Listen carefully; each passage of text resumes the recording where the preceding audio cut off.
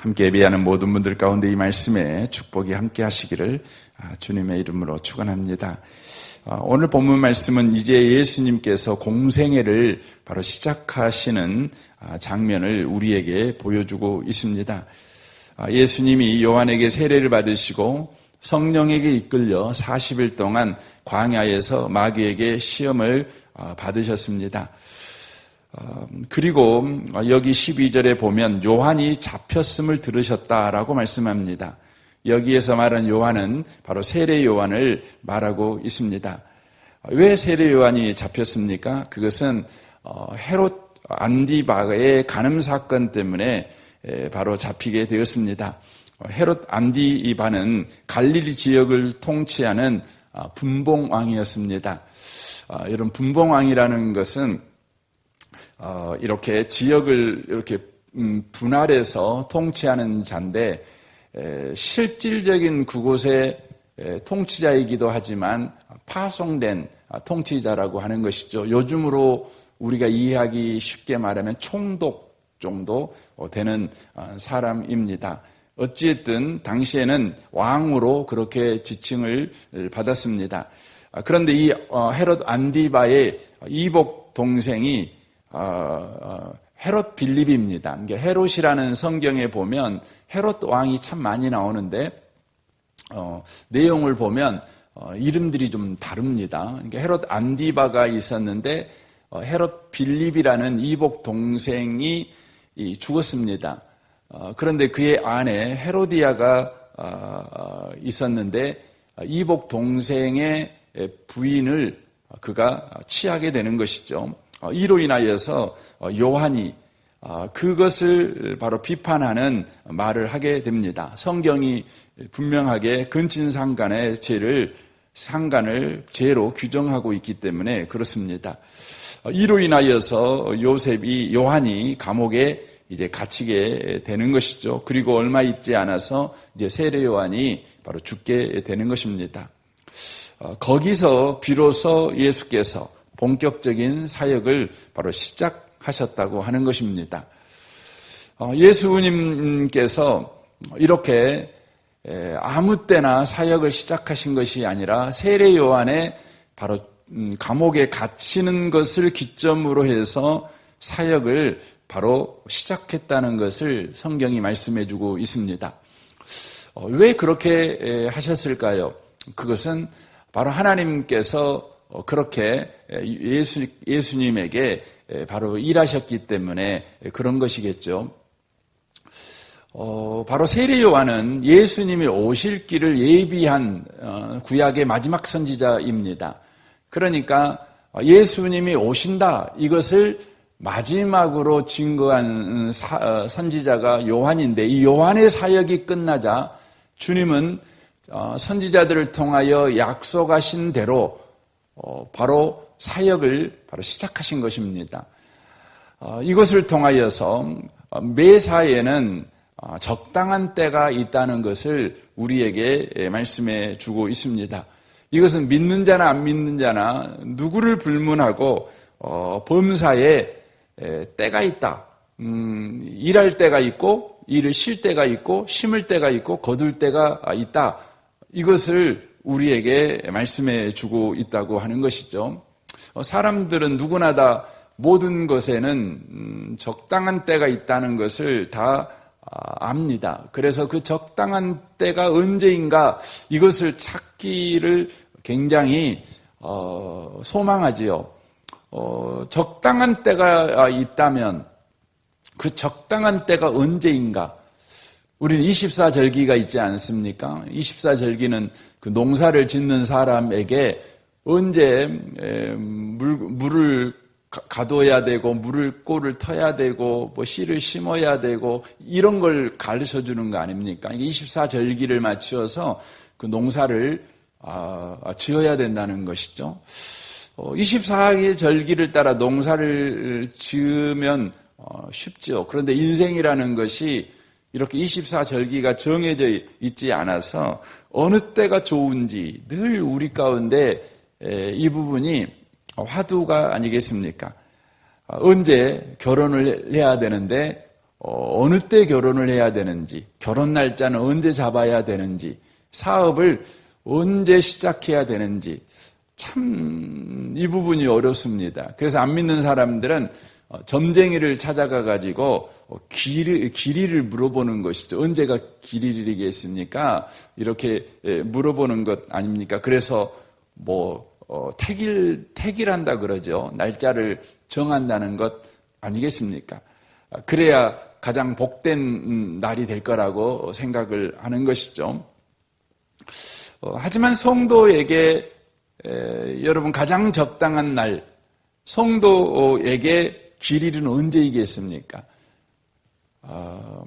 우리 예수님께서 바로 모든 날에는 적당한 때가 있다는 것을 우리에게 말씀을 해주고 있는 것이죠. 그렇다면 믿는 우리에게, 예수 안에 있는 우리에게 가장 적합한 날은 언제이냐는 것이죠.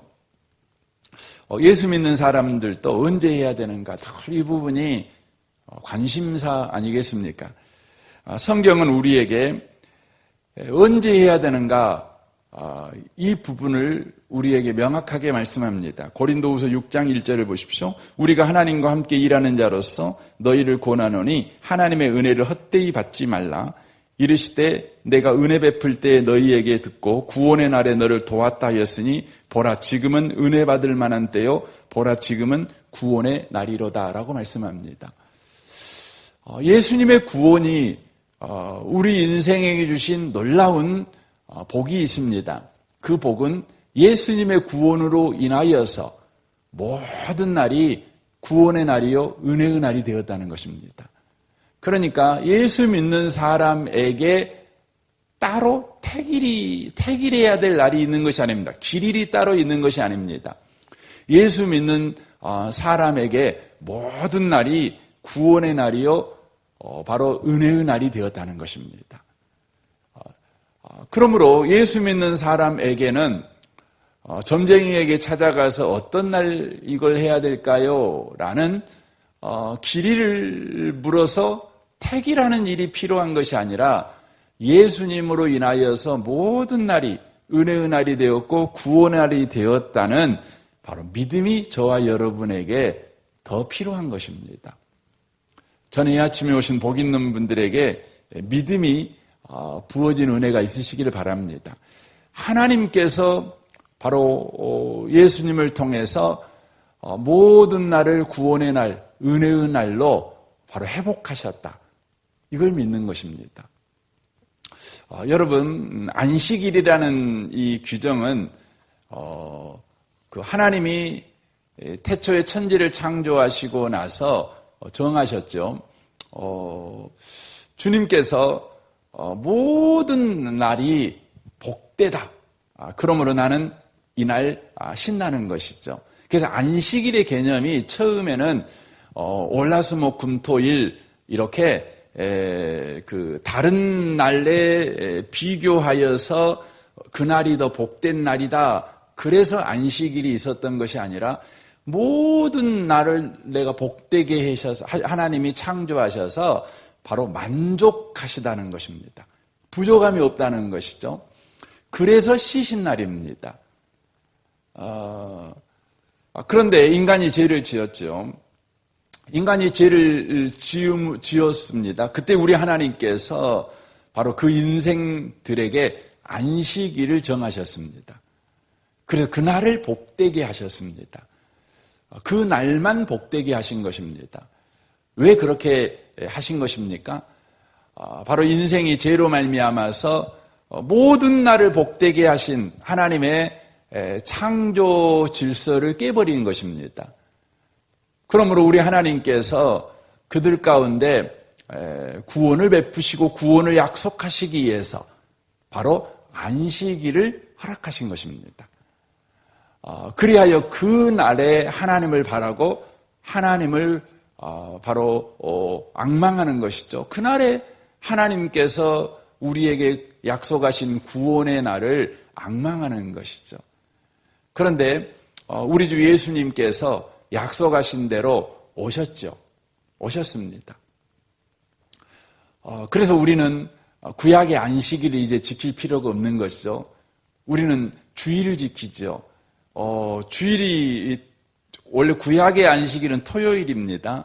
그런데 신약의 안식일은 바로 주일이 된 거죠. 일요일이 된 것입니다. 그래서 우리는 주일을 지킵니다. 그러면 주일만 복된 날이냐? 그런 의미가 아닙니다. 이제 예수님께서 모든 날을 복되게 하셨다. 이것을 기억하고 기념하는 날로 우리에게 주일을 주신 거예요. 그래서 우리는 주일을 지킬 때 주일만 지켜야 복받는다. 이것은 여러분 구원받지 못한 사람들에게 하나님께서 구약에서 구원을 바로 앙망하게 하시기 위해서 주신 바로 유대교를 여전히 지키고 있는 것과 같은 거예요. 여러분이 주일을 지킬 때마다요, 나에게 주어진 모든 날이 복된 날이다. 이것을 기억하고 기념하기 위해서. 바로 예수님이 죄와 사망을 이기셨죠. 모든 날에 있었던 저주, 죄로 인하여 인간이 모든 날에 저주를 그냥 전염시켰잖아요. 그래서 사람이 사는 날은 다 저주받은 날이에요. 그런데 우리 주 예수께서 우리의 모든 죄를 짊어지고 십자가에서 죽으심으로 말미암아 예수 안에 있는 사람들이 이제 새 인생을 사는 거 아닙니까? 새 날을 사는 거 아닙니까? 그래서 예수 믿는 사람이 사는 모든 날은 다 복된 날이에요. 다 자유의 날이고 다 하나님께서 우리와 함께하는 날이요, 우리 하나님께서 일하시는 날이라는 겁니다. 이것을 우리는 육신을 입고 살다 보니까 늘 까먹고 살거든요. 그래서 주일에 우리가 함께 모여가지고 이것을 다시 기억하는 거예요. 다시 회복하는 것입니다. 그래서 그렇지, 내일 내가 살 월요일 날이 복된 날이지, 화요일이 복된 날이지, 수요일이 복된 날이지, 내가 예수 안에서 이제 살아가니 내게 주어진 모든 날이 복되다는 거예요. 그래서 믿음으로 내가 살아가야지. 내가 굳이 이사 가는 날을 점쟁이한테 물어봐가지고 그 손 없는 날로 이사 가는 날을 정하잖아요. 그렇죠. 손 없는 날에 이사를 왜 가냐면 그 귀신이 옥황상제한테 올라가고 올라간 날 우리 집에 붙어있던 귀신이 없으니까 그날 얼른 이사 가야 귀신이 안 따라온다는 거 아니겠습니까? 그래서 손 없는 날 결혼하는 것이죠. 이사 가는 것이죠. 여러분, 결혼은 언제 합니까? 결혼은 손이 있는 날에 해야 돼요. 그렇잖아요. 손이 있는 날 결혼하는 거죠. 말이 안 돼요. 귀신을 띄워보려고 이사는 귀신 몰래 이사를 가는데, 결혼은 또 귀신이 있는 날, 손 있는 날 결혼식을 하는 거죠. 그 이유가 뭡니까? 여러분, 우리나라는 죽은 조상이 죽어서 귀신이 된다는 거 아닙니까? 그래서 자식이 결혼하는 날에는 이 조상들이 와서 축복해줘야 한다는 거 아닙니까? 근데 그것도 말이 안 맞아요. 그러면 이사 갈 때도 죽은 조상이 따라오면 좋을 것인데 왜 그때는 띄워보려고 그러는지 모르겠어요. 아무튼 앞뒤가 좀 안 맞아요. 근데 어쨌든 그렇게 합니다. 근데 우리 예수 믿는 사람은 그럴 필요가 없죠.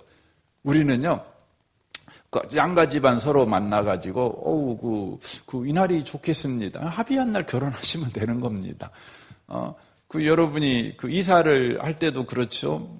여러분 상황과 형편이 이날 이사 가면 좋겠다. 그럼 그날 이사하시면 되는 겁니다. 예수 믿는 사람에게 어떤 날이 좋은가? 모든 날이 좋습니다.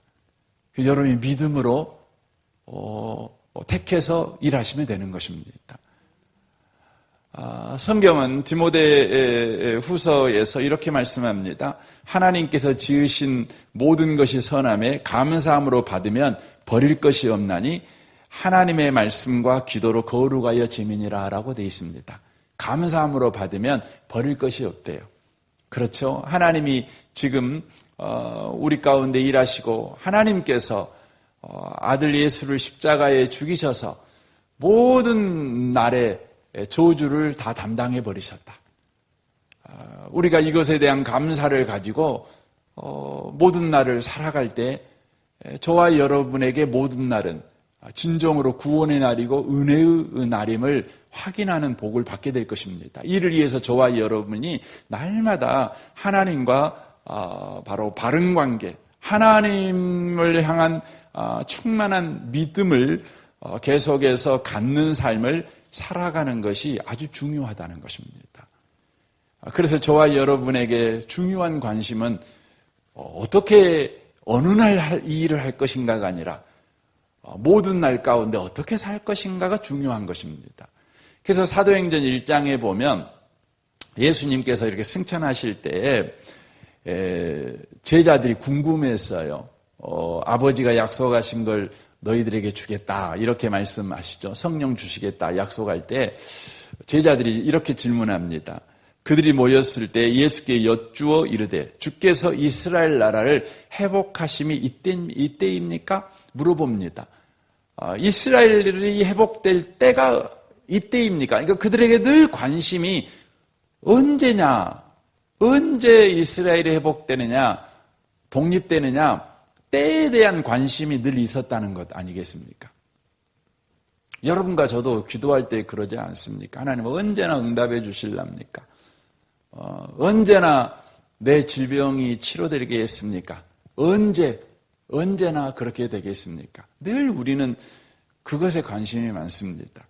그때 예수님이 말씀합니다. 이르시되 때와 시기는 아버지께서 자기의 고난에 두셨으니 너희 알 바 아니요. 너희가 관심 가질 일이 아니라는 거죠. 때에 대해서는 관심 갖지 말아라. 오직 성령이 너희에게 임하시면 너희가 권능을 받고 예루살렘과 온 유대와 사마리아와 땅끝까지 이르러 내 증인이 되리라 라고 말씀합니다. 그러니까 저와 여러분이 오늘 하루를 살아갈 때 관심을 가져야 되는 것은 성령으로 충만한 삶을 살아가는 것. 그것에만 관심 가지고 살면 된다는 것입니다. 어느 때입니까가 아니라 어떻게 살 것인지에 대해서만 관심을 가지고 살면 된다는 것입니다. 인생은 쉽지 않죠. 인생은 굉장히 괴롭죠. 제가 어제 이렇게 비디오를 하나 이렇게 봤어요. 그 영상을 하나 봤는데 거기에 그 17살짜리 미국의 어린 소녀가 나와서 하는 그 영상입니다. 그 아이는 선천성 섬유증인가 이런 질병에 걸렸어요. 이게 무슨 병이냐면 이 친구는 한쪽이 아니라 모든 몸에 그 장기가 점점 굳어가는 거예요. 이렇게 그러니까 나이가 들면 이렇게 들수록 또 나이에 따라서 또 몸의 상태에 따라서 우리 몸에 있는 이 장기들이 이렇게 자라야 되잖아요. 그리고 활동해야 되잖아요. 그런데 이것들이 자라지 못하고 활동하지 못하고 굳어가는 겁니다. 그러니까 이 질병은 대부분 몇 년을 못 넘기고 죽습니다. 이 아이도 30살에 죽었습니다. 근데 죽기 전에 이 아이가 17살부터 30살에 죽는데 그 아이가 이제 17세 그 병이 이제 발견돼서 20세 될 때까지 이제 절망하며 살죠. 그러다가 20살부터 이 아이가 생각이 바뀝니다. 그래서 자기가 매일매일 병실에서 이렇게 유튜브를 합니다. 이렇게 자기의 일상을 이렇게 사람들한테 보여주는 것이죠.